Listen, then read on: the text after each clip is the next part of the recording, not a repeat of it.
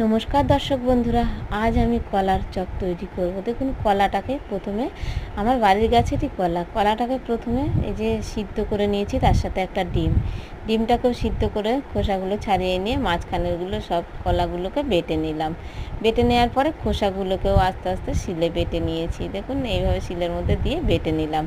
বাটা হয়ে গেলে পরে লঙ্কা, আদা সব কিছু দিয়ে শিলে বেটে নিলাম। আবার শিলে বাটা হয়ে গেলে পরে এবার আমি কলা বাটাগুলোর মধ্যে লঙ্কাটা, আদা দিয়ে দিলাম। দেওয়া হয়ে গেলে এর মধ্যে ডিমটাকেও ঘষে দিয়ে দিলাম। নুন, হলুদ, গোলমরিচ গুঁড়ো, জিরে ধনে গুঁড়ো সব কিছু দিলাম, বেসনও দিলাম, দিয়ে ভালো করে মাখিয়ে নিলাম। পরিমাণ মতো সব কিছু দিয়ে মাখিয়ে নিয়ে এবার এক এক করে দেখুন কলার পকোড়াগুলো কি সুন্দরভাবে ভেজে নিচ্ছি। এক এক করে কড়াইতে দিয়ে পকোড়াগুলো সব ভেজে নিলাম। আমি শাশুড়ি মাকে বললাম, মা খেয়ে দেখো তো। বললো, খেয়ে কি অসাধারণ হয়ে